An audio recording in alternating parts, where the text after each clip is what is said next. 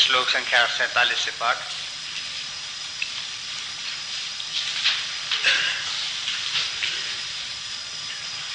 कर्मण्येवाधिकारस्ते मा फलेषु कदाचन मा कर्मफलहेतुर्भूः मा ते संगोस्त्वकर्मणि योगस्था कुरु कर्माणि संगं त्यक्त्वा धनञ्जय सिद्ध्यसिद्धयो समो भूत्वा समत्वं योग उच्यते दूरेण यवरं कर्म बुद्धियोगात् धनञ्जय बुद्धौ शरणमन्विच्छ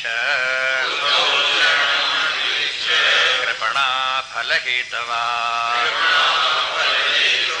बुद्धयुक्तो जहातीह उभे दुष्कृत सुकृते तस्मात् योगाय युज्यस्व योगः कर्मसु कौशलम् बुद्धयुक्तो जहातीह उभे सुकृत दुष्कृते तस्मात् योगाय युज्यस्व योगः कर्मसु कौशलम्।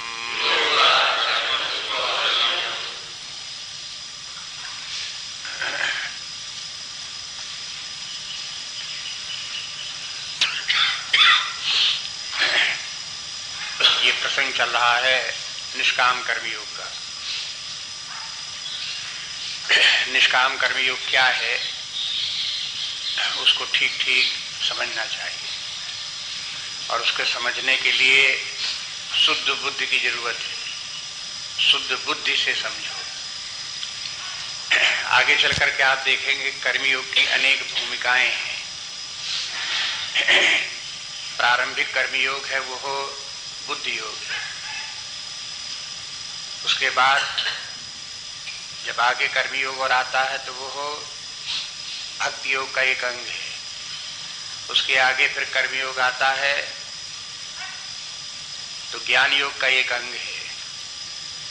उसके बाद फिर कर्मयोग आता है तो सिद्ध पुरुषों का या परमार्थ प्राप्त व्यक्तियों का, जीवन मुक्त पुरुषों का कर्मयोग है। और भी प्रकारांतर भेद हैं, लेकिन कम से कम कर्मयोग की ये चार भूमिकाएं हैं। चारों एक समान नहीं है, ये चार भूमिकाएं हैं। आपको बराबर बताते रहते हैं कि देखो अध्यात्म शास्त्र में क्रमिक कक्षाएं, एक के बाद एक कक्षा है, एक के बाद एक कक्षा है। कर्मयोग की भी चार कक्षाएं समझो। पहली कक्षा जो है वो बुद्धि योग है। दूसरी कक्षा जो है वो भक्ति योग का अंग है। तीसरी कक्षा ज्ञान योग का अंग है। चौथी कक्षा जीवन मुक्ति का एक अंग है। कर्मयोग उसी प्रकार का है, लेकिन उसका पोषण कैसे होता है, उस कर्मयोग का आधार क्या है, ये अलग अलग है। मान लो कोई व्यक्ति ऐसा है जिसको न आत्मा का ज्ञान है, न परमात्मा का ज्ञान है और न उसमें विश्वास है। वो निरा भौतिकवादी है और भौतिकवादी रह करके ज्यादा से ज्यादा ये है कि वो समझता है कि धर्म में जीवन जीना चाहिए, सच्चाई ईमानदारी का जीवन जीना चाहिए, अपने कर्तव्य को करना चाहिए। अगर ऐसे व्यक्ति से कहें कि तुम निष्काम कर्मयोग करो तो उसको तो उससे कहने लगे कि भाई निष्काम कर्मयोग करने से तुम्हें परमात्मा की प्राप्ति होगी। तो क्या परमात्मा क्या होता है? ये किसकी बातें आप कर रहे हो? मानो से परमात्मा से कोई परिचय ही नहीं, उसका कोई मूल्य ही नहीं। तो इसके माने ऐसा नहीं कि कर्मयोग हो नहीं सकता। जो व्यक्ति बिल्कुल प्रारंभिक है, भौतिकवादी है, लेकिन एक बात शर्त जरूर है कि वो काम करने वाला होना चाहिए और न्यायानुकूल काम करने वाला होना चाहिए, धर्मपरायण होना चाहिए। तो ऐसे व्यक्ति को समझ में आ जाएगा कि तुम अपनी बुद्धि लगा करके देखो कि कर्म के फल में आसक्ति रख करके उसके ऊपर निर्भर रह करके कर्म करना श्रेयस्कर है या उनकी कामनाओं को छोड़ करके, उनकी आसक्तियों को छोड़ करके कार्य करना श्रेयस्कर है। अपने आप अपनी बुद्धि से देख लो। ये बात बुद्धि से भी समझ में आ सकती है। किसी व्यक्ति को आत्मा ज्ञान, परमात्मा का ज्ञान, परमार्थ का कुछ न हो तो भी उसे ये समझ में आ सकता है कि सकाम कर्म करने की अपेक्षा निष्काम कर्म करना श्रेयस्कर है। इसमें क्या अच्छाई है? अरे इसकी अच्छाई यही है कि अगर निष्काम कर्म योग करोगे तो धीरे धीरे तुम्हारा मन शांत और स्थिर होगा। व्यवहार काल में देखोगे कि हर अवस्था में तुम्हारी बुद्धि साम्यावस्था को प्राप्त हो गई है। अनुकूल प्रतिकूल परिस्थितियां आती हैं, उनसे तुम व्यग्र नहीं होते, उनके कारण तुम अशांत नहीं होते। तो तुम्हारे जो जीवन के जो इस प्रकार के भय, चिंता, दुख आदि हैं वो बहुत कुछ बच जाएंगे। तो ये सब समझने के लिए क्या चाहिए? साइकोलॉजिकल थिंकिंग चाहिए। हमारे मन बुद्धि कैसे काम करते हैं, उनका रहस्य क्या है, बस ये समझने की, बुद्धि के द्वारा समझने की आवश्यकता है। व्यक्ति बुद्धि लगावे तो अपने अंदर देख भी सकता है कि हमारे अंदर जब हम कोई कार्य करते हैं तो वो कर्म हमारे अंदर नए संस्कार उत्पन्न करते हैं। किस अवस्था में नए संस्कार उत्पन्न करते हैं? कौन से कर्म ऐसे हैं जो हमारे अंदर नए संस्कार उत्पन्न नहीं करते? ये सावधानी से देखे कोई व्यक्ति तो पता लग जाएगा। जब व्यक्ति अहंकार पूर्वक और स्वार्थ पूर्वक कोई कर्म करता है और इंद्रिय भोगों में या विषय भोगों में सुख बुद्धि रख करके कर्म करता है तो वही कर्म उसके लिए संस्कार बन जाते हैं और संस्कार बन करके उसके लिए बंधन बन जाते हैं। वही कर्म अगर व्यक्ति अहंकार छोड़ करके, स्वार्थ छोड़ करके और इंद्रिय भोगों में आसक्ति छोड़ करके कर्म करे तो कर्म करते हुए भी उसके नए संस्कार नहीं बनते।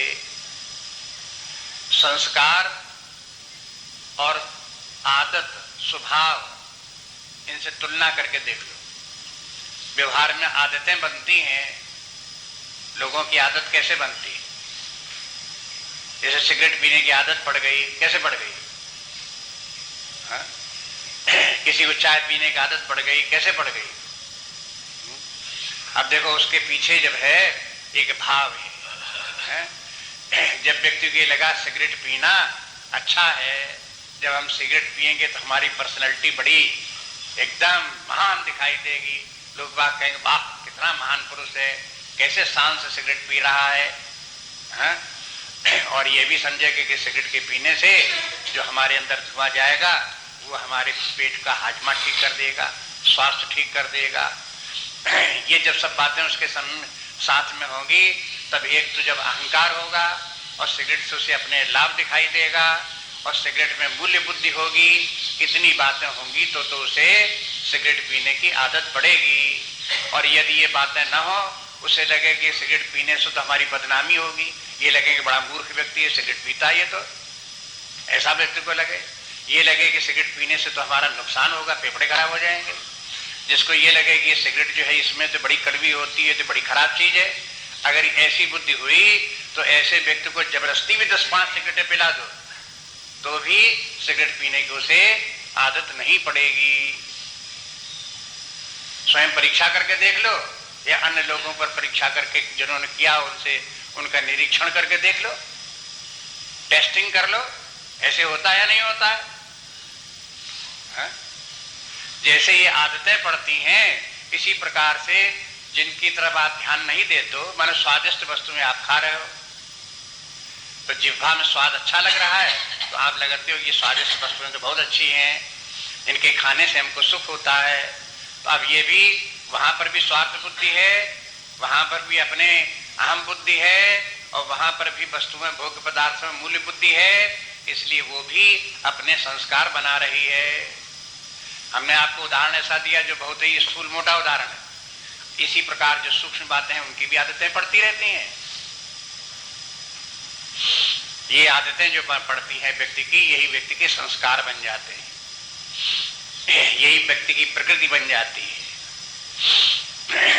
अब जैसे किसी व्यक्ति को क्रोध आया, तो क्रोध आने में यही तीन बातें चाहिए। एक अहंकार चाहिए, स्वार्थ बुद्धि चाहिए, और क्रोध प्रदर्शन में मूल्य बुद्धि चाहिए। अगर ये तीनों होंगी तो व्यक्ति क्रोध करेगा और क्रोध की आदत भी पड़ जाएगी। शब्द मात्र नहीं है, ध्यान देने की बात है। अपने आप इनके आत्मनिरीक्षण के द्वारा देखें। जब अहंकार समझ में आवे ना समझ में आवे, लेकिन व्यक्ति में जब अहंकार होगा, पहली बात कि मेरे समान क्रोधी कोई नहीं है, मैं क्रोध करके सबको ठीक कर दूंगा, हाँ? जब तक ऐसा अहंकार नहीं होगा व्यक्ति को, तब तक वो क्रोध नहीं करेगा। दूसरी बात, क्रोध के साथ में स्वार्थ बुद्धि, कि जो मैं कहूं वही बात जमे, जो मैं कहूं वही ठीक है, सब व्यक्ति मेरे अधीन हो, मैं सबसे श्रेष्ठ हूं, मेरे ही सब फॉलो करें, मैं किसी को फॉलो न करूं। इस प्रकार की जब स्वार्थ बुद्धि आएगी तब क्रोध करेगा। और तीसरे फिर ये कि सब में ये दिखाई दे कि जब हम सबके ऊपर आधिपत्य जमा लेंगे, सबके ऊपर अपनी श्रेष्ठता जमा लेंगे, तो सब लोग हमारी पर धाक मानेंगे, हमारी इज्जत करेंगे, तो उसमें भी मूल्य बुद्धि होगी। जब इतनी मूल्य बुद्धि जब व्यक्ति की होगी, तब उसको ये है क्रोध में भी क्रोध के संस्कार बन जाएंगे, फिर आदत पड़ जाएगी। फिर न भी क्रोध करना चाहे तब भी क्रोध आएगा। क्रोध तो एक वो भी आदत है, संस्कार है। जहां हो गया तहां उसको, जहां व्यक्ति को ये पता लगा इसका उल्टा, अरे ये तो अहंकार के कारण से क्रोध आ रहा है, ये तो स्वार्थ के कारण आ रहा है, और ये अहंकार तो बहुत, ये क्रोध तो बहुत खराब है, ये तो बड़ा निंदनीय है, सब लोग इसकी बड़ी निंदा करते हैं, क्रोधी व्यक्ति का तो बड़ा अपमान होता है, लोग बाग उससे कोई प्रेम नहीं करते हैं, उससे तो घृणा करते हैं, उससे तो दूर रहते हैं। अरे ये तो बड़ा खराब चीज है। जब यहाँ व्यक्ति की बुद्धि में इस प्रकार का आ गया, तो फिर वो उसमें वह क्रोध करेगा नहीं, और क्रोध आएगा भी तो उसमें जो है वो मूल्य बुद्धि न रखने होने के कारण से उसके नए संस्कार बनेंगे नहीं। ये बात बराबर ध्यान रखनी चाहिए कि संस्कार कैसे बनते हैं और कैसे मिटते हैं, तो इसका जो है असल में निष्काम कर्मयोग का आधार यही है, उसका सार तत्व यही है कि हम कर्म ऐसे करें कि जो पुराने संस्कार हैं वो तो मिट जाएं कर्म के द्वारा, लेकिन जब कर्म कर रहे हो तो उसके कारण से नए संस्कार ना बने। जब ये बात समझ में आ जाए व्यक्ति को, तो ये है समझ में आ जाने की माने बुद्धि की बात है, इसमें और कोई बुद्धि के परे की बात है, इसमें कुछ नहीं है। कोई ऐसी बातें नहीं कि आत्मा तो अज्ञात वस्तु है, परमात्मा तो अज्ञात वस्तु, उसको हम क्या जाने क्या नहीं जाने, उसकी बात ही अभी नहीं है। अभी तो केवल अपने मन बुद्धि को जानने की बात है, और मानसिक विकार कैसे हमारे दूर हों, कैसे हम मानसिक रूप से स्वस्थ हों, इस बात को समझने की बात है, इसलिए इसे बुद्धि योग कहते हैं।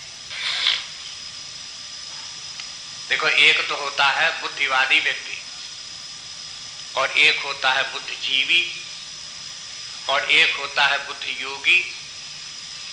ये तीनों अलग अलग बातें हैं। आप कहीं बुद्धिवादी को बुद्धि योगी न समझ लेना, या बुद्धिजीवी को बुद्धि योगी मत समझ लेना। बुद्धिवादी के माने है बात बात में तर्क करे, बात बात में तर्क करे, समझने की कोशिश न करे, खंडन करने के ऊपर उतारू हो, कुतर्की हो, ऐसे व्यक्ति को कहते हैं बुद्धिवादी। बात यह कि बुद्धि के परे भी कुछ है, उसकी तरफ ध्यान नहीं देता, बुद्धि को ही सबसे श्रेष्ठ माने हुए, और बुद्धि से ही सब बात समझ में आ जानी चाहिए। ऐसे समझने वाला व्यक्ति जो है, मानने वाला व्यक्ति बुद्धिवादी है। परमार्थ के ज्ञान बुद्धिवादी के लिए बाधक है। बुद्धिवाद परमार्थ के ज्ञान में बाधक है। बुद्धिवाद नहीं होना चाहिए, बुद्धि योग होना चाहिए। बुद्धि योग व्यक्ति को परमार्थ पर पहुंचाएगा, और बुद्धिवाद व्यक्ति को परमार्थ से बीच में बैरियर बनकर के खड़ा हो जाएगा। देखो, दोनों में इतना अंतर है। एक है बुद्धिजीवी। बुद्धिजीवी माने अपनी बुद्धि खर्च करके अपनी जीविका चलाता है। जैसे कोई शरीर का शारीरिक परिश्रम करता है और परिश्रम करके जो कुछ धनोपार्जन करता है उससे अपनी जीविका चलाता है। ऐसी दुनिया में बहुत से लोग जो है अपनी बुद्धि खर्च करते हैं, बुद्धि बेचते हैं, पैसा लेते हैं, जीविका चलाते हैं। ये लोग बुद्धिजीवी हैं। पढ़े लिखे लोग जो हैं वो क्या करते हैं, वो बुद्धिजीवी बन जाते हैं। जब पढ़े लिखे नहीं है तो उनके पास इतनी बुद्धि नहीं है कि बुद्धि बेचे, कोई खरीदे उनकी बुद्धि। तो फिर वो क्या बेचते हैं, शारीरिक श्रम बेचेंगे और उसी के बदले में पैसा लाएंगे, पेट पालेंगे। लेकिन जब पढ़ लिख गए तो उनके पास बुद्धि आ गई। जब बुद्धि आ गई तो खरीदार ढूंढने लगते हैं, कोई हमारी बुद्धि का खरीदार मिले। हम अपनी बुद्धि देते हैं, रास्ता बताते हैं, तरीका बताते हैं, बौद्धिक कार्य करके देते हैं, उसके बदले में लाओ पैसा। तो ये बुद्धिजीवी हो गए। अब बुद्धि योग क्या है? बुद्धि योग ऐसी बुद्धि है जो कि व्यक्ति को निम्न स्तर से ऊपर उठा करके उच्च स्तर पर ले जाती है और उसको सशक्त बनाती है, सारे दुखों से छुड़ा देती है, परम गति को प्राप्त करा देती है, परमात्मा की तरफ ले जाती है। इस प्रकार की जो बुद्धि है उसका नाम बुद्धि योग है। ये बुद्धि योग जो है वो आध्यात्मिक चिंतन है, आध्यात्मिक चिंतन। अब इस बुद्धि योग की ही ये परिभाषाएं देखो। ऐसी बुद्धि बनाओ जिसके कारण से धीरे धीरे करके जो हमसे बुद्धि के कारण से गलतियां हो रही थी, ना समझी के कारण से गलतियां हो रही थी, वो गलतियां हमारी दूर हो जाएं, उनके स्थान पर हमारी सही बुद्धि हो जाए, सही दिशा में हमारे विचार चलने लगे, सही दिशा में चिंतन होने लगे, कार्य होने लगे। इसका नाम बुद्धि योग है। योग के माने है जोड़ना।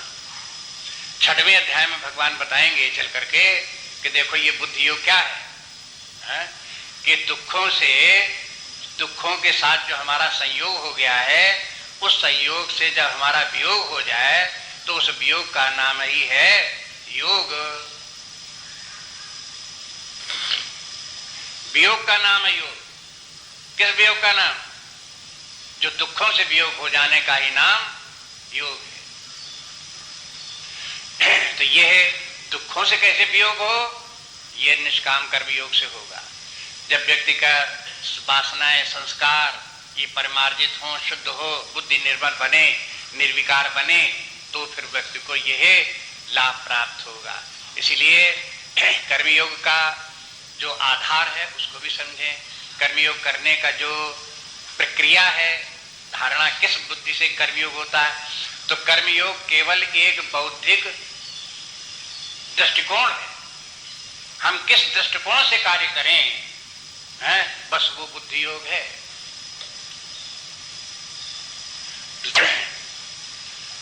कार्य वही करने, जीवन वही जीना है। मान लो धर्म का व्यक्ति जीवन जीता रहा है, स्वधर्म का पालन कर रहा है, सामान्य धर्म का पालन कर रहा है, इसमें कोई परिवर्तन नहीं करना, कार्य वही चलना है, उसी प्रकार का जीवन जीना है, उसमें कोई बदलाव नहीं लाना है। वही व्यापार, वही धंधा, वही नौकरी, वही काम, वही व्यवहार, वही सब उसी प्रकार का होना है। लेकिन बदल देना है क्या? बदल देना है बुद्धि। बुद्धि का दृष्टिकोण बदल देना है, बस। ये दृष्टिकोण बदल देना बुद्धि का जो है, इसी का नाम बुद्धि योग है। ये कह सकते हैं कि हमारी बुद्धि जो इधर की तरफ, जगत की तरफ, विषयों की तरफ लगी हुई थी, इधर से इस बुद्धि को हटा करके बुद्धि का भी जो प्रेरक है, आत्मा है, परमात्मा है, उसकी तरफ अगर हमारी बुद्धि जाने को तैयार होने लगे, उसके लिए तैयारी कर ले, उसको जाने के लिए या उसको प्राप्त करने लगे, उसकी तरफ उन्मुख हो जाए, तो फिर ये हो गया बुद्धि योग। हम परमात्मा से जितने ही दूर हो गए वो हो गया वियोग। यदि हम परमात्मा के उन्मुख हो जाएं, उसी की तरफ मुंह कर लें, उसी की तरफ आगे बढ़ने लगे, तो वो हो गया योग। बस इसलिए कहते हैं कि इस योग को किस प्रकार का है, ये है बुद्धि योग। उसमें जो है ये है, आगे अभी कुछ बातें जो बताई, असल में निष्काम कर्मियों को समझने के लिए पॉइंट्स लिख लेने चाहिए। नंबर 1 ये है, नंबर 2 ये है, नंबर 3 ये। जैसे कि आया कि समत्वम योग युच्यते, योग माने बुद्धि में साम्यावस्था आ जाए, इसी का नाम योग है। तो एक बड़ा महत्वपूर्ण पॉइंट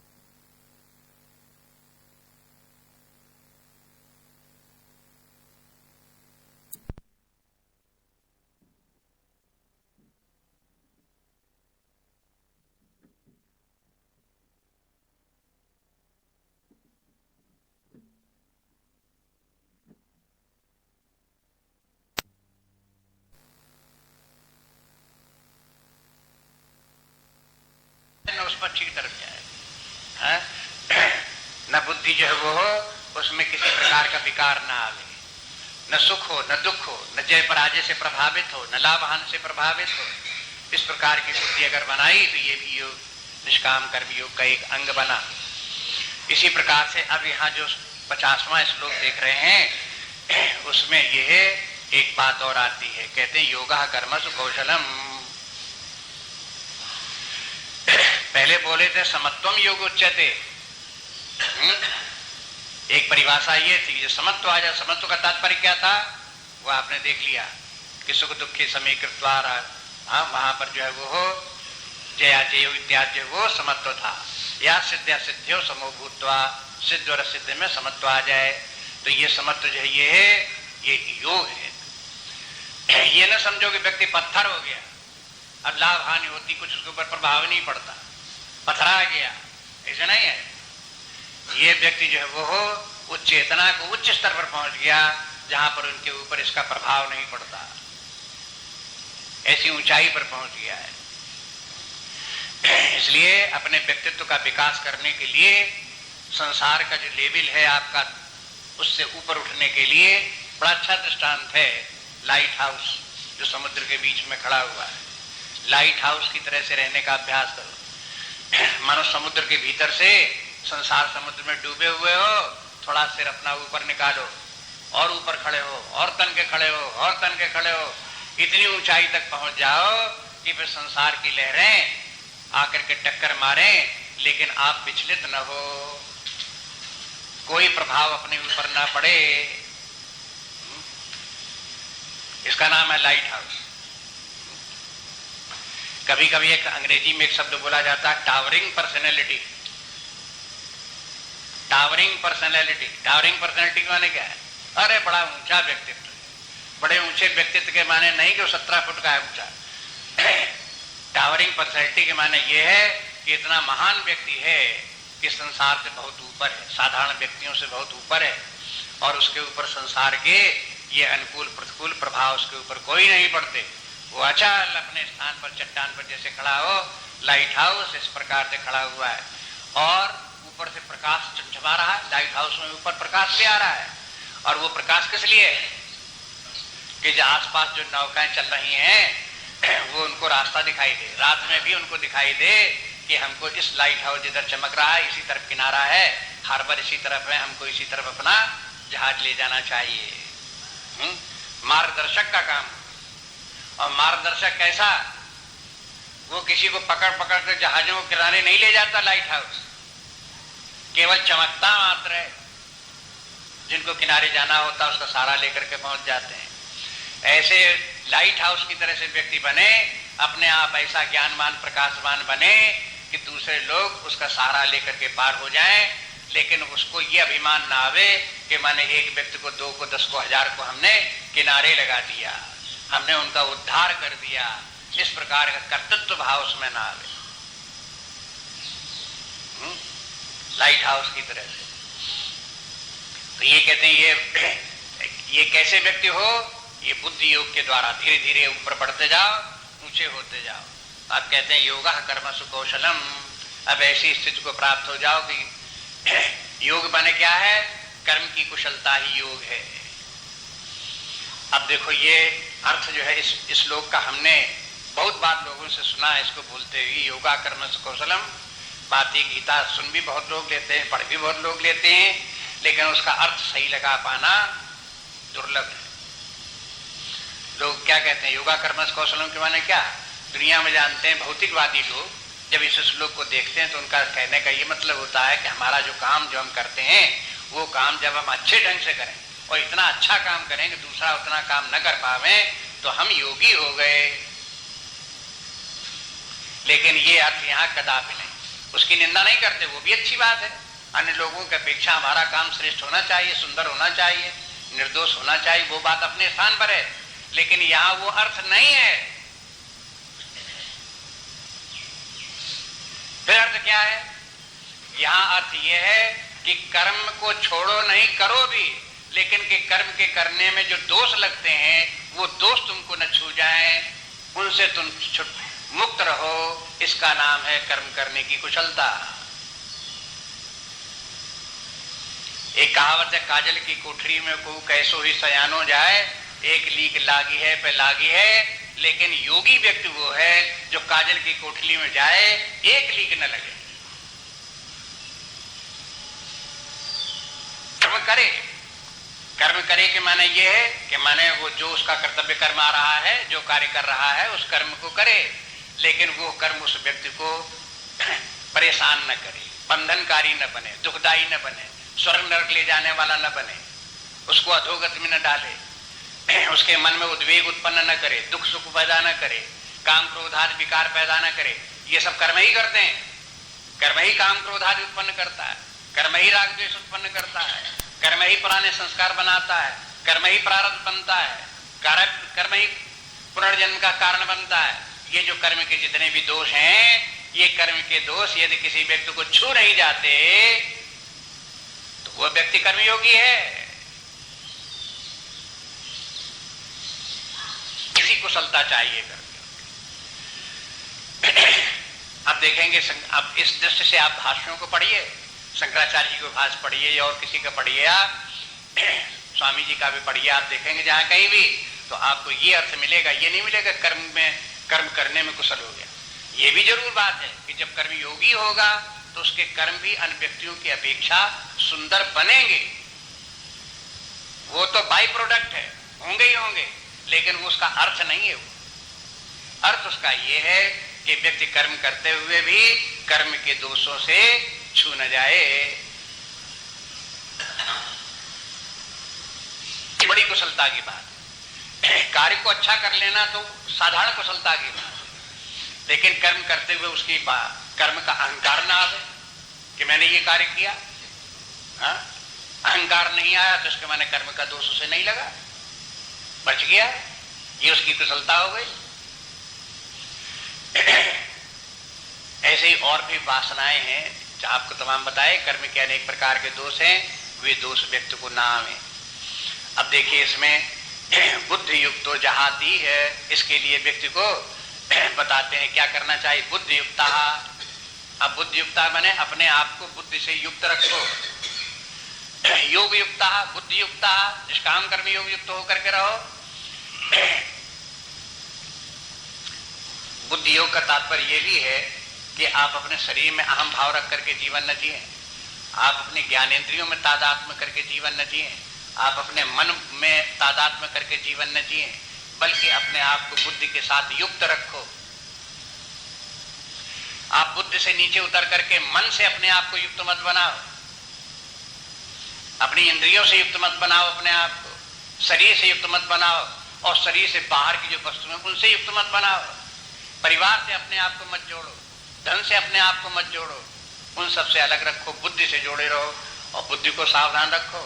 बुद्धि के द्वारा समझने की कोशिश करो कि अगर धन से हमने आसक्त रखी, उसमें हमने अटैचमेंट हुए, युक्त हुए, तो वो दुख देगा। अगर परिवार के साथ हमने तादाद में रखा, उससे युक्त हुए तो वो दुख देगा। अगर हमने शरीर से तादाद में रखे तो वो दुख देगा। यदि हमने अपने अहंकार से तादाद में रखा तो दुख देगा। यदि हमने अपनी इंद्रियों से तादाद में रखा तो दुख देगा। अगर मन से तादाद में रखा तो दुख देगा। इन सब दुखों से छुटकारा होने के लिए हमें पहले सबसे बुद्धि युक्त होना चाहिए और अपनी बुद्धि से समझ लेना चाहिए कि क्यों इनसे युक्त होने से दुख होता है।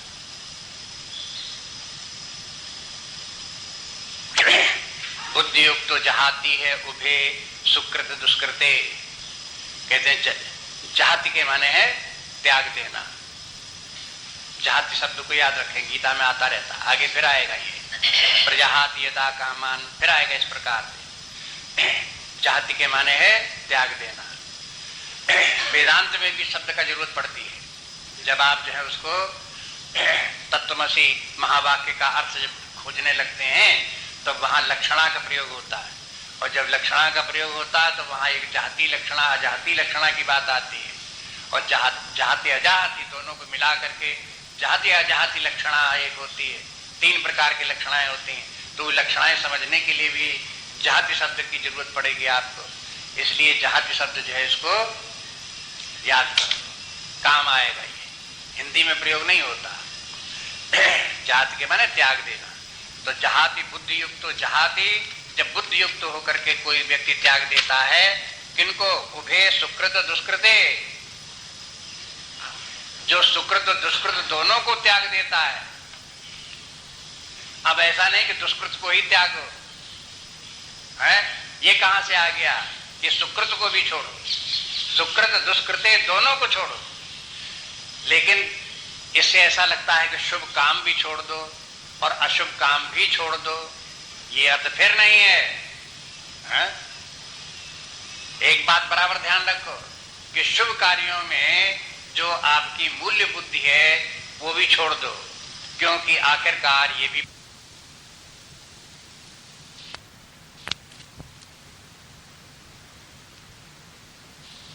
तो अशुभ कर्मों में भी प्रीति न हो। न शुभ कर्मों में प्रीति रखो, न अशुभ कर्मों में प्रीति रखो, लेकिन करने के लिए अशुभ कर्म मत करो, शुभ कर्म करते रहो। वो तो पहली बात हो गई थी, पुरानी बातों को क्या दोहराना। जब शुभाशुभ कर्मों का धर्माधर्म का विवेचन किया था, धर्म छोड़ दिया, धर्म के मार्ग पा गए, ये सुकृत हो गए। लेकिन अब कहते दुष्कृत तो छोड़ ही दिए, उनमें सो आसक्ति रखो ही नहीं, सुकृत में भी आसक्ति मत रखो, क्योंकि ये भी आखिरकार बंधनकारी है। इसलिए दोनों को छोड़ो। जब दोनों के मूल्य बुद्धि इनकी छोड़ेंगे और फिर कार्य करेंगे, तो फिर वो कार्य नई वासनाएं नहीं बनाएंगे, नहीं तो वासनाएं बनती रहेंगी, बंधन बनता रहेगा। उन बंधनों से छूटने के लिए ये युक्तियां हैं, इनको सावधानी पूर्वक अपनी बुद्धि से कोई ध्यान दे करके बुद्धि के पूर्वक समझने की कोशिश करेगा तो सबको समझ में आ जाएंगी। ये कोई ऐसी बात नहीं कि जो बुद्धि के परे की बातें हो। इसलिए ध्यान लगा करके समझें तो किस प्रकार से व्यक्ति कर्म करे जिससे कर्म के बंधन में ना पड़े, ये समझ ले, और उसी प्रकार से करे भी। व्यवहार काल में अपनी बुद्धि को अलर्ट विजिलेंट रखे। स्वामी जी ने ये कहा कि देखो 3 चीजों बुद्धि के साथ में ध्यान रखो, डायरेक्शन ऑफ इंटेलेक्ट, विजिलेंट और अलर्ट। एक तो विजिलेंट रखो बुद्धि को, अलर्ट रखो, अलर्ट में डल न हो जाए। डल हो जाने के माने बुद्धि काम ही नहीं करी, सो गई बुद्धि, ऐसा ना हो जाने पास। अलर्ट रखे और विजिलेंट रखे। विजिलेंट में देखे रहे कि कहीं ऐसा तो नहीं हम शरीर में तादात्म्य तो नहीं हो रहा है, कहीं अहंकार तो नहीं पैदा हुआ जा रहा है, कहीं आसक्ति तो नहीं हुई जा रही है, कोई मानसिक विकार तो नहीं उत्पन्न हुआ जा रहा है। ये सब बुद्धि के द्वारा, अंतः निरीक्षण के द्वारा आंखें खोल के देखे रहो। बहुत लोग दूसरों को तो खूब आंखें फाड़ फाड़ के देखते हैं। गीता रामायण में जैसे आता है बालकांड में, जे पर दोष लखाई सहसा की, हजार दूसरों को दोष देखते हैं, उनको उनकी गिनती किन में है? आप देख लेना वहां, जहां पर उन्होंने ये बताया कि देखो कौन भले लोग, कौन सज्जन है, कौन दुर्जन है, उनकी सबकी पहचान बताई, तो वहां एक की बताई जिस दूसरों लोगों की हजार आंखों से जो उनके दोषों को देखते हैं, लेकिन अपने दोष देखने के लिए आंखें बंद हो जाती, अंधे हो जाते हैं, एक आंख भी काम नहीं करती। इसलिए कहते हैं अपनी बुद्धि को विजिलेंट रखो और अपने दोष देखो। दोष क्या देखो? अपने, हमारी बुद्धि कैसी है, हमारे मन कैसे हैं, हमारे संस्कार कैसे हैं, राग है कि नहीं है, द्वेष है कि नहीं है, काम है कि नहीं है, क्रोध है कि नहीं है, लोभ मोह ईर्षा द्वेष छल प्रपंच पाखंड, ये सब चोर घुसे तो नहीं है हमारे अंदर? ये सब चोर घुसे बैठे हुए हैं भीतर और आप सो रहे हो। अलर्ट, विजिलेंट, सावधान इनसे रहो, भगाओ इनको भीतर से। बुद्धि युक्ता हो। अगर आपको अपने दोष नहीं दिखाई देते तो कहां अलर्ट हो, कहां विजिलेंट हो? कहते हैं कि यह बुद्धि युक्तो जहाती है उभय सुकृत दुष्कृते और तस्मात् योगायुज्यस्व, इसलिए ऐसा करने के लिए योगायुज्यस्व, निष्काम कर्म योग करो। निष्काम कर्म योग करोगे तभी ये योग्यता आएगी कि सुकृत दुष्कृत दोनों से आप ऊपर उठ सकोगे, नहीं तो सुकृत दुष्कृत के चक्कर में पड़े रहोगे। बहुत बार शाब्दिक बौद्धिक ज्ञान होने पर व्यक्ति वेदांत तक की परमार्थ की बातें, अहम ब्रह्मास्मि इत्यादि सब जान लेता है, लेकिन व्यवहार काल में भला बुरा, ये भला ये बुरा, ये भला ये बुरा, भले ही बुरा में रटे रहते हैं, उसके ऊपर बुद्धि उनकी नहीं उठती। फिर देखो, आपको याद दिलाते हैं रामचरितमानस में जो अभी आपको हमने उदाहरण बताया, बालकांड में वहां गुण दोषों का वर्णन कर दिया और ये बता दिया कि देखो साधु असाध कौन है। ताते कछ गुण दोष बखाने, संग्रह त्याग न बिन पहचाने, ये बालकांड की वही की बात है। कुछ गुण दोष हमने बता दिए, गुण दोष जानो। क्यों गुण दोष जानो? कि प्रारंभ की शिक्षा यही है कि गुण क्या है, दोष क्या है, ये प्रारंभिक शिक्षा है। दोषों को छोड़ो और गुणों को ग्रहण करो, लेकिन अब ये अंतिम शिक्षा नहीं है। रामचरितमानस सब हो गया, 7 कांड, 7वें कांड में पहुंच गए, तब बोले कि सुनो तात मायाकृत, गुण और दोष अनेक, गुण ये उभय न देखिए, देखिए सो अविवेक। कई इतना सा पढ़ लिखने के बाद में ब्रह्म ज्ञान प्राप्त करके, भक्ति प्राप्त करके, पराभक्ति प्राप्त करके, और फिर भी आप गुण ही दोष देख रहे हो, गुण ही दोष देख रहे हो। चारों तरफ आप कहीं गुण दिखाई दे रहे, कहीं दोष दिखाई दे रहे, और गुणों की अपेक्षा दोष ही ज्यादा दिखाई दे रहे हैं, तो ये कुछ माने आपका कोई ज्ञान नहीं है, कोई भक्ति आपकी भक्ति नहीं है। अब आप क्या करो, सुनो तात मायाकृत, ये सब मायाकृत हैं, गुण दोष जो दोनों है सब मायाकृत हैं। भले बुरे साधु साध जितने सब मायाकृत हैं, श्रेष्ठहीन जितने सब माया जाल है। सुनो तात मायाकृत, गुण और दोष अनेक। दोष दिखाई देते हैं, माया है, गुण दिखाई देते हैं, माया, दोनों माया है। और गुण ये उभय न देखिए, सच्चा गुण तो ये है कि आप गुण दोष देखो नहीं। अब क्रम क्या हुआ, पहले तो दूसरे लोगों के गुण दोषों में सबसे निकृष्ट व्यक्तियों को दोष ही दोष दिखाई देते हैं। जब अपनी बुद्धि में दोष भरे होते हैं, संस्कार खराब होते हैं, तो उसी चश्मे में दूसरी तरफ लोगों को दोष ही दोष दिखाई देते हैं। अपने सद्गुण लाओ अपने अंदर में, अपने मन को शांत स्वच्छ निर्मल बनाओ, तो धीरे धीरे आप देखेंगे दूसरे के गुण भी दिखाई देने लगेंगे। जब गुण दिखाई देने लगे तो आप दोषों को तो भूल जाओ और गुण ही गुण को देखो। ये प्रोग्रेस है आध्यात्मिक। यदि किसी अन्य लोगों के गुण दिखाई देते हैं और उन गुण के कारण उन गुणों का उपयोग लाते हो, माने सब 10 लोग काम करते हैं तो 10 लोगों के जो गुण हैं वे काम में आने चाहिए, उनका उपयोग हो। जो दुर्गुण है वो उनके पास बने रहे, उनसे कोई मतलब नहीं, हमें उनसे कुछ लेना देना नहीं। वो व्यक्ति चाहे अपने दुर्गुण छोड़े चाहे बनाए रखे, छोड़ेगा तो उसका कल्याण, नहीं छोड़ेगा तो उसकी हानि, हमें उससे क्या लेना देना। आपस में जितने लोग हैं गुण गुण देख करके व्यवहार करें, ये उत्कृष्ट स्थिति है। और उसके बाद और ऊपर स्थिति क्या है, अब दोनों भूल जा, न गुण न दोष। अब ये कैसे मालूम हो, जब नित्यानित्य विवेक करो, सत असत का विवेक करो, तो पता लगे कि ये अनित्य वस्तु जितने गुण दोष हैं ये सब के सब अनित्य हैं और मायाकृत हैं। सत्य क्या है, एक आत्मा ही सत्य है, वही हम वही सब। और ये नाना रूप दिखाई दे रहे हैं, नाना प्रकार के साधु साध दिख रहे हैं, ये सब मायाकृत। ये और ऊंची स्थिति हुई। तो क्रम क्रम से आपको देखे हर जगह आपको दिखाई देगा बराबर कि ये सब जो है आध्यात्मिक विकास की एक क्रमिक श्रृंखला है। धीरे धीरे करके जहां जिस स्तर पर हैं उससे ऊपर उठने का प्रयास करें। तब ये बोले कि इन दोनों को, धर्माधर्म दोनों को छोड़ो, माने गुण दोष दोनों को छोड़ो, शुभाशुभ दोनों से ऊपर उठो और ऐसी दृष्टि लाओ कि ये सब मिथ्या है, ये सब प्रतीति मात्र आभास मात्र है, सब तो एक आत्मा ही परमात्मा ही है।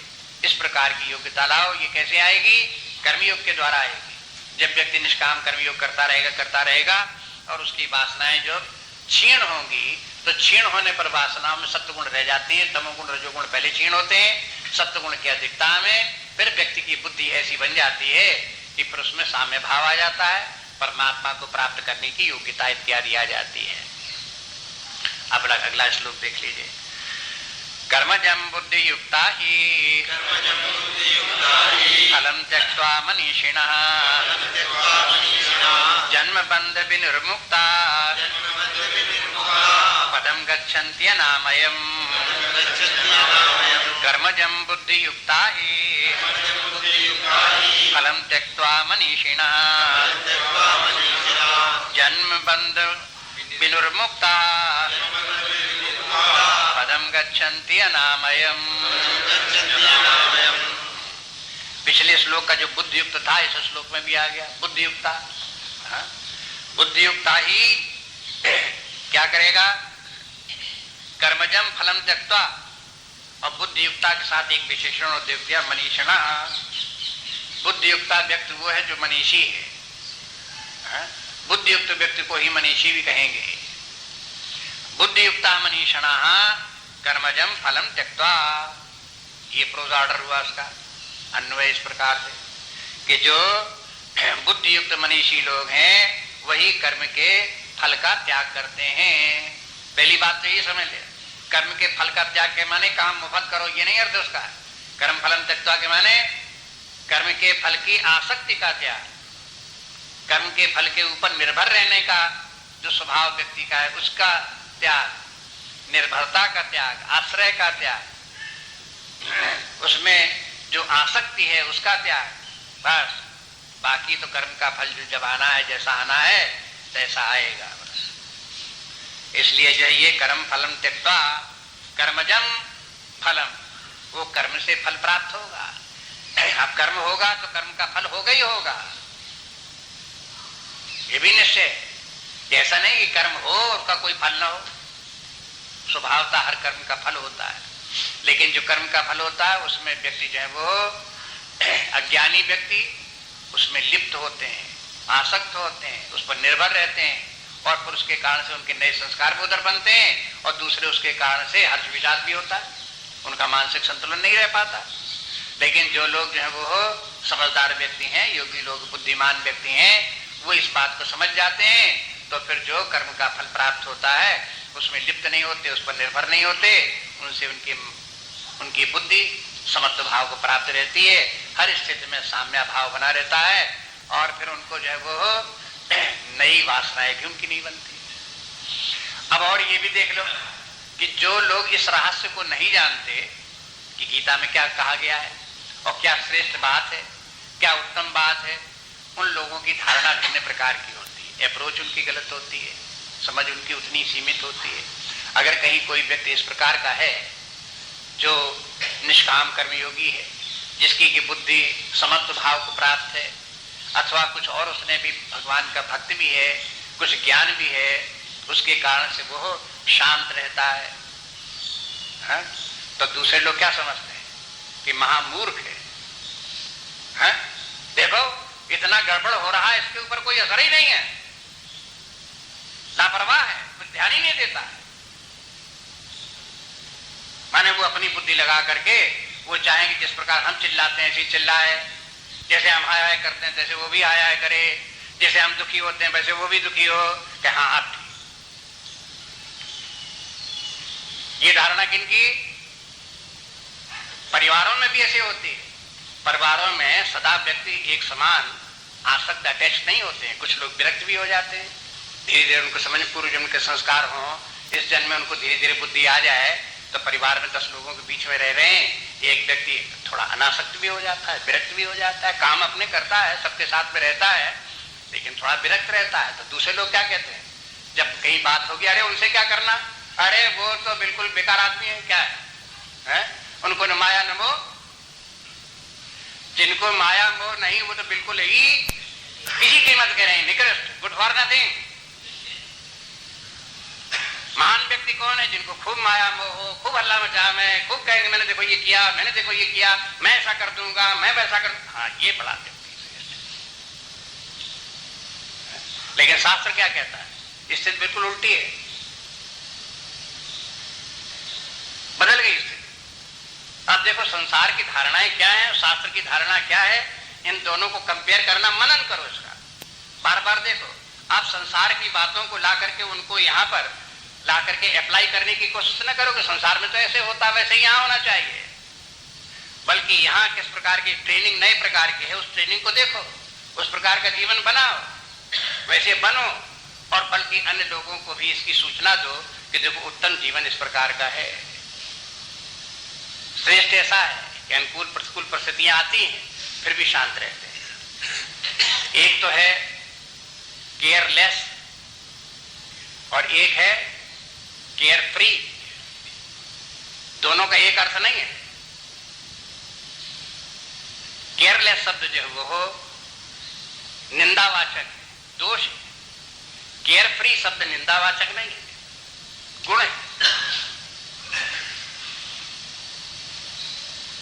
केयरलेस नहीं होना चाहिए, केयर फ्री होना चाहिए। क्या अभ्यास के नहीं जाएंगे सब? कोई भी ट्रेनिंग इसकी नहीं लेगी, अलर्ट होकर के इनकी ट्रेनिंग नहीं करेगा, आदत नहीं डालेगा तो नहीं आएंगे सब। हर क्षण सावधान रहना पड़ेगा उसे।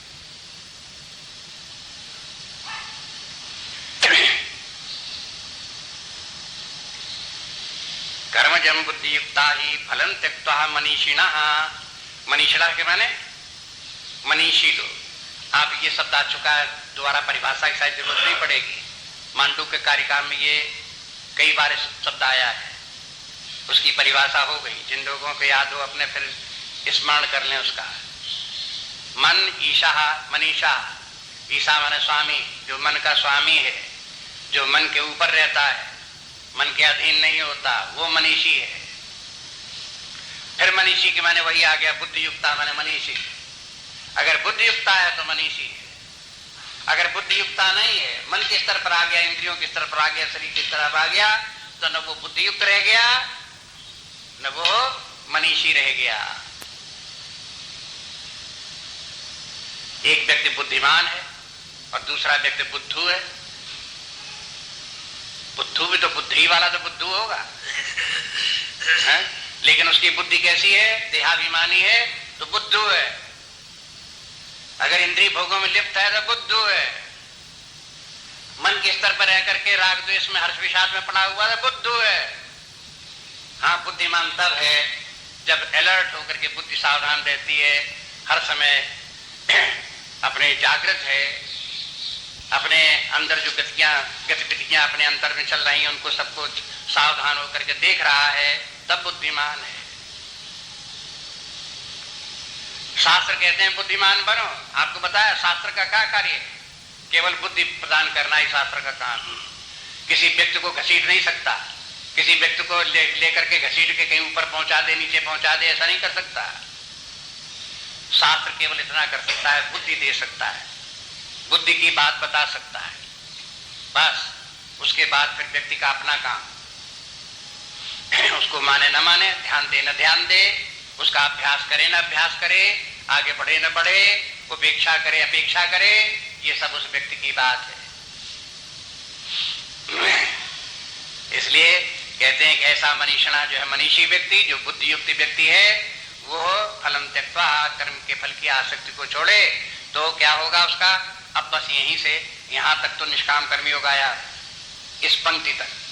अगली पंक्ति में ये दिखा दिया कि ऐसे निष्काम कर्मयोगी ही व्यक्ति जो अभी निष्काम कर्मयोग करते रहे थे, वे ज्ञान विज्ञान और भक्ति के द्वारा, इसलिए मानसिक रोगियों को ये पता नहीं चलता कि हम रोगी हैं, बल्कि उल्टे ये और कहेंगे कि हम रोगी थोड़े हैं, रोगी होंगे और दुनिया सब लोग रोगी होंगे, हम कहाँ रोगी हैं, हम तो बिल्कुल ठीक हैं। इसलिए उन रोगों के नाम भी बताए, लेकिन व्यक्ति उन लोगों को मानता नहीं कि हमारे रोगी हैं। फिर उनको जब ये कोई व्यक्ति को समझ में आ जाए कदाचित कि देखो ये रोग, तो शास्त्रों का ये भी काम है कि इन मानसिक रोगों को उजागर करना, उनको स्पष्ट करके लोगों को दिखाना कि देखो ये मानसिक रोग हैं। आप जिसको समझ रहे हो कि हम बड़े लगन से अपने घर गृहस्थी का काम कर रहे हैं, सब पुत्रों से बड़ा अच्छा प्रेम रखते हैं, ये सब आपका क्या है? मिसनोमर है। ये प्रेम रेम नहीं, ये सब आसक्ति है, और ये सब आपके लिए बंधन है, आपके लिए दुख का कारण है। ये भी सुझाता रहता साथ। जिसे आप अच्छाइयां गुण करके समझ रहे हो, उनमें कहां कहां कौन कौन दोष हैं, ये सब दिखा रहा है इसमें। ये आसक्तियां जितनी भी जहां कहीं भी हैं वो सब, जैसे बंध का बात यहाँ आ गई, जन्म बंध, बंध के माने बहुत है, हाँ?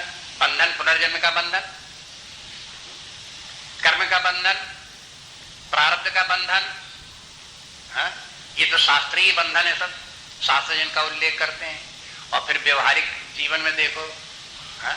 अहंकार का बंधन, शरीर का बंधन, परिवार का बंधन, धन का बंधन, बंधु बांधवों का बंधन, है?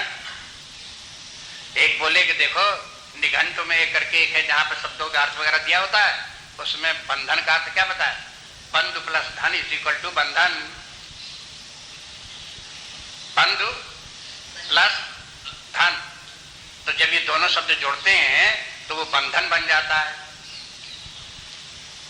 उसका था दोनों मिलकर के एक धा हो गया, और उधर का बा उधर का ना, और बंधन हो गया। बंधु से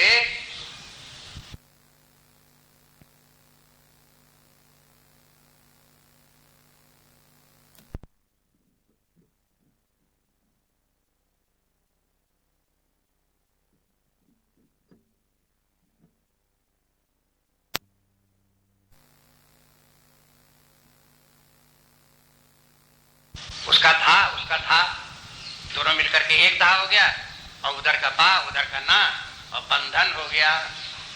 बंधु से बा और ना तो पहले वाले की थी, और धा कॉमन हो गया, ऊ का लोप हो गया, ना उधर रह गया, हो गया बंधन। बंधु बांधवों में जो अपनेपन का भावना है और धन में जो मेरा करके भावना है, इसी का नाम बंधन है। थोड़े शास्त्रों को पढ़ते रहो, कितनी मजेदार बातें आपको मिलेगी। जिनको पढ़ने लिखने की रुचि हो, आप देखो कि बड़े बड़े कमाल की बातें आपको मिलती रहेंगी। और पढ़ो लिखोगे नहीं, ध्यान नहीं देंगे, तो बस फिर तो क्या दुनिया को वही भार झोंकते रहने वाली बात कहलाती। क्या करते रहेगी दुनिया कि भार झोंकते रहे। इसलिए जो है इसको देखो, सब शास्त्रों में सब कहां कहां क्या क्या बात लिखी हुई। तो ये बंधन, अब एक व्यक्ति का एक पुत्र था,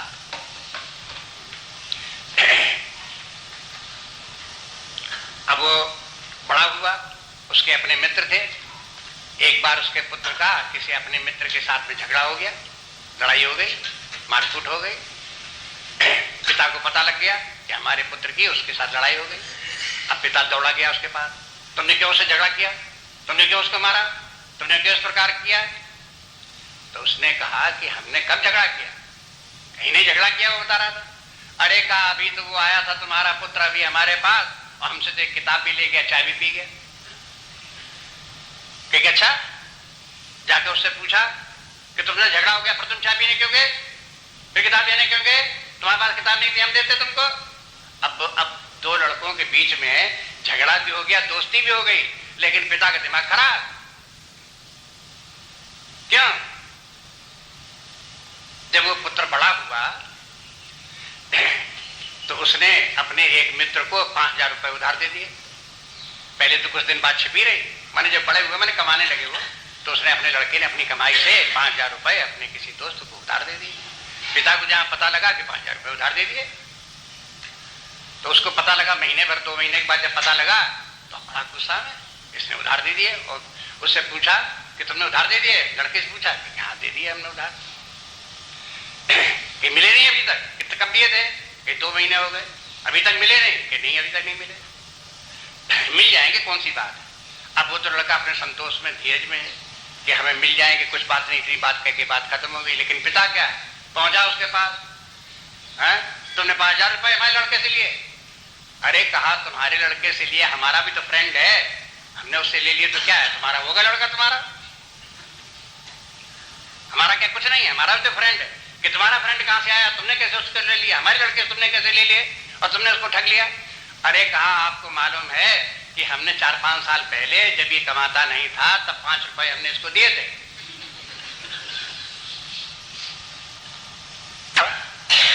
तुमने 5 रुपए दिए, उसके बदले में तुमने 5,000 रुपए दे दिए।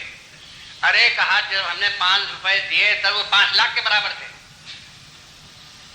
आज तो उसने 5,000 दिए उसने, लेकिन पिता की दिमाग खराब।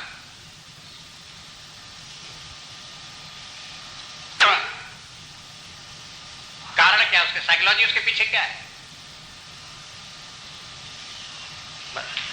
चुनी बुद्धि है और है पिता।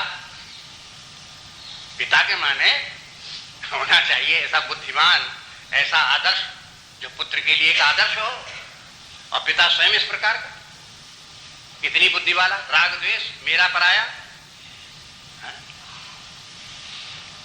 भज गोविंदन आप पढ़ते हो तो क्या कहते हो? काते जन्नी काते ताता है, कस्तम पुत्रम काता आया था, क्या है? आप बताओ ये क्यों बोला जाता है? अरे कहा कि भाई इनके सब बंधन बांधे बैठे हो, इनको सबको छोड़ो। और ये बंधन केवल मानसिक हैं, कुछ नहीं, और तत्व कुछ नहीं उसमें। अपने मन बुद्धि से माने हुए मेरा मेरा मेरा करते उसमें। कहते हैं जन्म बंध विनिर्मुक्ता, ये सब जो बंधन, इनसे छुटकारा कैसे हो? कहते हैं ऐसे ही छुटकारा होगा निष्काम कर्म योग करते करते, और बुद्धि योग के द्वारा होगा। जब बुद्धि से विचार करोगे और विषयों में, फलों में आसक्ति नहीं रखोगे, आसक्तियों को छोड़ोगे, निरासक्त बनोगे, अनासक्त बनोगे, विरक्त बनोगे, तब ये सब संभव होगा। और फिर पदम गच्छन्ति अनामयम, और फिर अनामय पद प्राप्त हो जाएगा। अनामय माने अपने मन बुद्धि के जितने विकार हैं वो सब दूर हो जाएंगे, निरोग होकर के जीवन जियोगे। लेकिन एक संकेत यहाँ पर यह भी है कि जब ये कहते हैं जन्म बंध पुनर्मुक्ता, तो इसके माने जन्म बंध के पुनर्जन्म के चक्र से भी व्यक्ति छूट जाएगा। जब छूट जाएगा तो उसकी क्या गति होगी? तब तो इसके माने वो आत्मा परमात्मा की स्थिति प्राप्त होगा। तो ये इसका तात्पर्य ये है कि आत्मज्ञान में, भाव में, परमात्मा भाव में रहना, यही अनामय स्थिति यही है। यहाँ पहुंच करके व्यक्ति फिर कोई रोग नहीं रह जाता, कोई समस्या नहीं रह जाती, कोई दुख क्लेश आदि नहीं रह जाते, भय चिंता इत्यादि कहीं नहीं रह जाते, सब क्लेशों से सबका छुटकारा हो जाता है।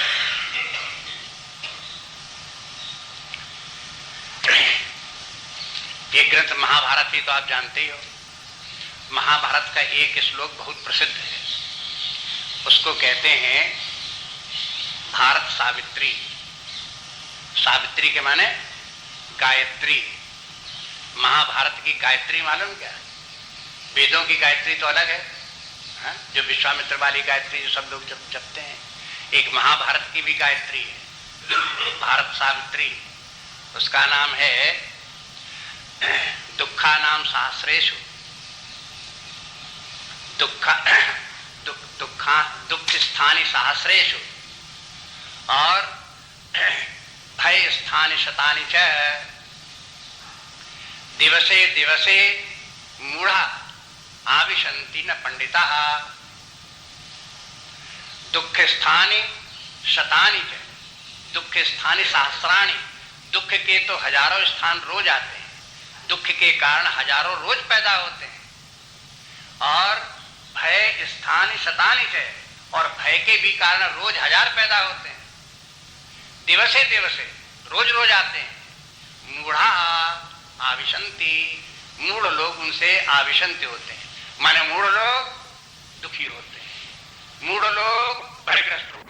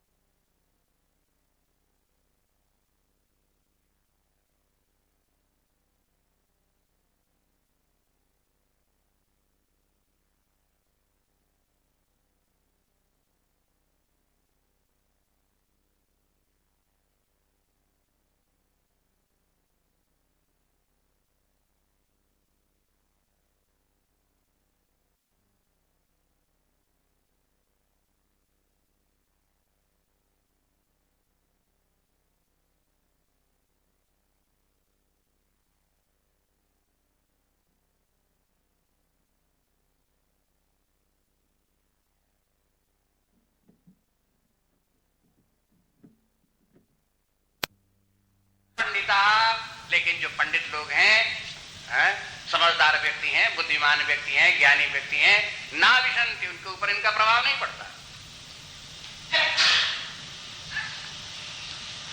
बात जरा सी है, सिंपल सा वाक्य है, सिंपल सा श्लोक है, लेकिन विचारकों ने, विद्वानों ने ये कहा ये भारत सावित्री है।